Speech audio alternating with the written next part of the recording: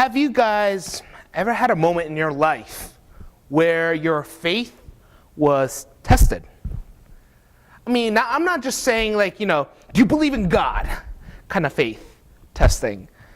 It's more along the line of how much do you have faith in God? It's something that, as Christians, especially us in Moody, we know that everybody goes through them. Until you go through it yourself. And then you start going, wait a minute, God, I have faith in you. You don't have to do these things to me. When was the last time you went through such a phase? Are you going through it now? Well, for me, such testing of the faith rocked my life last month. It's not a year ago. It's not, at the beginning of this year. No, it was less than a month ago now. This happened. You see, this semester, when I applied for Moody Bible Institute, there was something that I knew for certain, that I won't be able to pay it off. I come from a very poor family. My father is a pastor of a very small church, and I mean, if you're a pastor, you know you're not going to go in for the money. So, I was trying to figure out, what am I going to do? I know I'm not going to be able to pay it off. My FAFSA grant didn't come through because of an IRS problem that they had with taxes or something. And, the job that I had over the summer didn't give me enough hours. I was pretty much, I don't know. I honestly have to say that I didn't think I was going to attend Moody Bible Institute this year. My dad, being the pastor and loving father that he is, comes up to me and says, "Tosh, so what classes are you taking this semester?" My dad knows my situation. I already talked to him about this. He knows that I don't have enough money. He knows that my FAFSA didn't come through. He knows that our family is poor. Yet, he asked me, "What classes are you taking this semester?" Of course, me being the hot-headed, pastor's kid that I am, I go, "Dad, why are you asking me this? You know my situation. So why would you say that?" I mean, right now, the amount of money I have in my bank, I would be lucky if I could do 2 months' rent.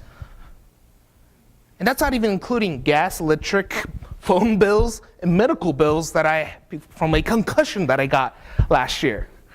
But my dad looks at me with this big smile and says, "Well, why don't you just apply anyway and have faith in God?" And that just kind of frustrated even more. I'm going, "Yes, well, I can't say anything." And that's the frustrating part, because he's right? Being a Christian, I'm supposed to have faith in God that He'll provide. It's in Scripture, and I'm supposed to live that out. So, this semester, at the very beginning, I did not have any money at all. I applied for Moody, and now I'm here today. In faith, I applied to Moody. And in faith, I was hoping that God will provide. So, first thing I did when I came here earlier than the school start, just so that I could apply to as many places as I could for a job. And I waited. And I kept on waiting. A week goes by, nothing. I pray every day, I apply for more places, then another week goes by, nothing. Next thing you know, those weeks turns into a whole month. Oh, there goes half of my money already. Now I only have another half left. Week 2, week 3, at the end of September, last month, I could say this, literally, I was penniless. In my bank account, I had 0 cents. How do I know this? Because I really needed a cup of coffee, a 10 cents, right? And I did it, and it only went for 9 cents. And the cashier's like, I have a penny for you right here. God bless me with that penny for that cup of coffee that morning. And I have to say, I was going, why, God? Why aren't you providing for me? I came in here to Moody in faith. I had faith, I still do, but I had faith that you would provide for me. Yet there is nothing in my bank.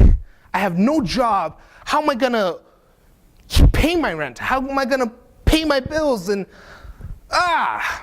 right? Though I still have faith in God, I was very frustrated. And I think I wouldn't be very surprised if that's how Gideon must have felt. See, Judges 7 talks about a battle that Gideon is about to go into.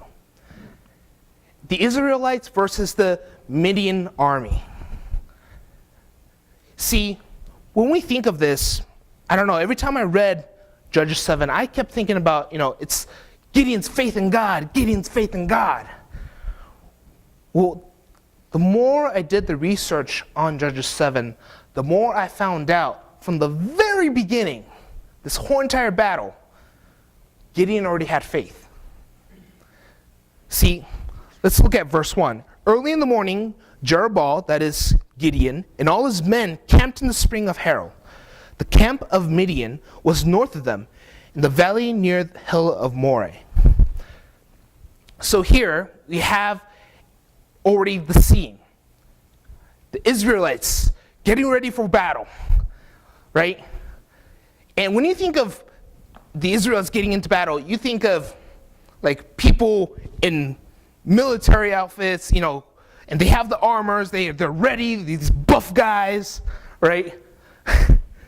They even probably have the really long curly hair. But thing is, what we know about the Israelites, they're not a warring country. If anything, they're just a ragtag team of farmers and sons who's been called into battle because the Midian army was oppressing Israel. See, and another thing is, Israel knew going into this battle that they were severely outnumbered. That takes faith, doesn't it? I mean, not just on the part of Gideon, but also on the part of the army. Each man had to have faith in God to be able to go to battle. I mean, the amount of faith it takes to say, I'm going to put my life on the line for God is a lot. See, but this is where God gives Gideon a curveball. He goes, Gideon, you have too many people in your army. I need you to take anyone who is afraid for the upcoming battle and allow them to go home.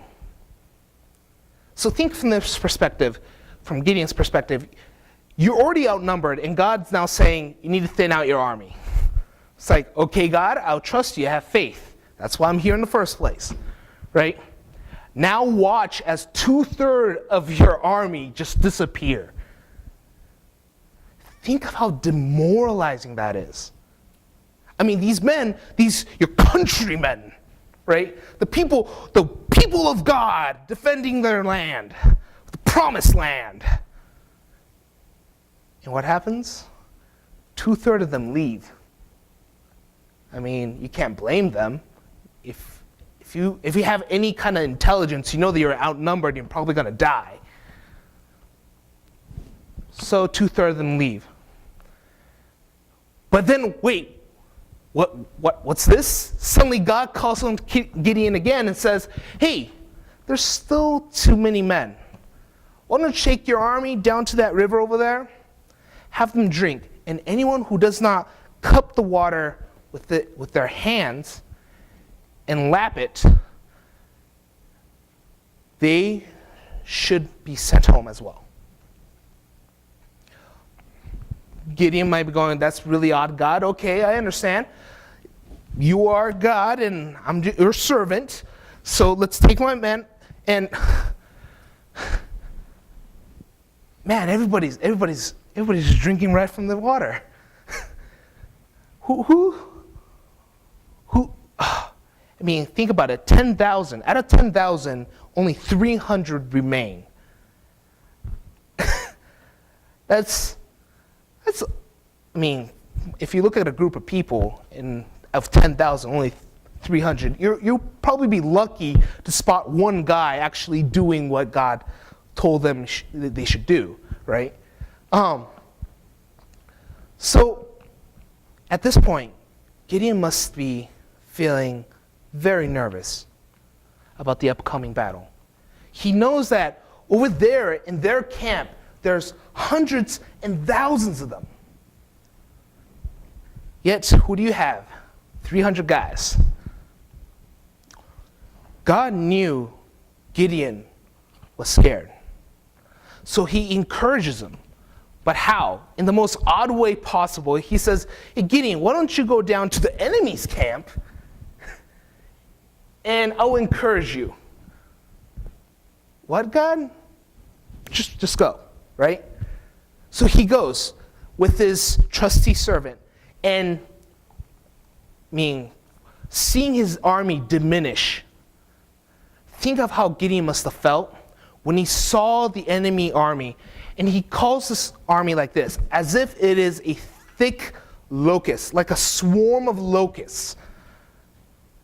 I mean, you can't count them. I mean, he even, just to make sure that he's not over-exaggerating it, he talks about the camel and says, it's like trying to count sand on a seashore. How are they going to defeat them? But in the midst of that chaos, God finds a way to encourage Gideon. And that same night, Gideon took 300 men to battle and defeated the Midianite army. See, you might be saying, Tosh, why aren't you talking about the battle? That's where all the excitement is. But I don't think that's the biggest point of this passage. See, as Christians, we like to think faith. Faith is our big thing. Faith is what saves you, right?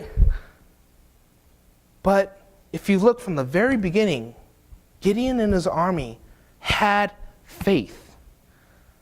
I mean, they wouldn't be there otherwise. So what does that mean? Why did God diminish Gideon's army? Well, the answer is here. Judges 7, verse 2. The Lord said to Gideon, you have too many men for me to deliver Midian into their hands, in order that Israel may not boast against me that her own strength has saved her. See, this is not an issue of faith. This is the issue of glory. See, the Israelites, God knew if the Israelites defeated with the 32,000, it would have been easy. God would have allowed that to happen. And you know what? Would have probably been a lot easier. But he knew that the Israelites wouldn't give glory to God. I mean, not with 32,000, not with 10,000. I mean, 300 men. That's what it took. You see, going over this passage, I realized something. When I came to Moody, I had faith. I had faith. I had faith that God was going to do, what God had in plan. I know that I need to follow faithfully. And I knew that God will provide some way in faith. See, the question that I wasn't asking myself was this: was I glorifying God in my situation? See, I have faith in God. I know I'm saved. I know I'm supposed to be here at Moody. Did I give God the glory in my lows? Or my highs, even? See, that was my sin. During that whole entire 2 months of depending on God, it was about me. See, this is when I realized this. You know, I might go homeless, but is that going to stop me from sharing the gospel and glorifying God? No. I might go hungry. Is that going to stop me from sharing the gospel and glorifying God? No. See, that is the question I want to ask you guys, especially since you guys are going into ministry. Are you going to be able to glorify the Lord in your situation? Are you going to be able to glorify God whether your ministry fails or succeeds? Are you going to be glorify God? Whether your marriage fails or succeeds, are you going to be able to glorify God? Whether you have a job or don't have a job, are you going to be able to glorify God? Because we might have faith, but glory goes to God.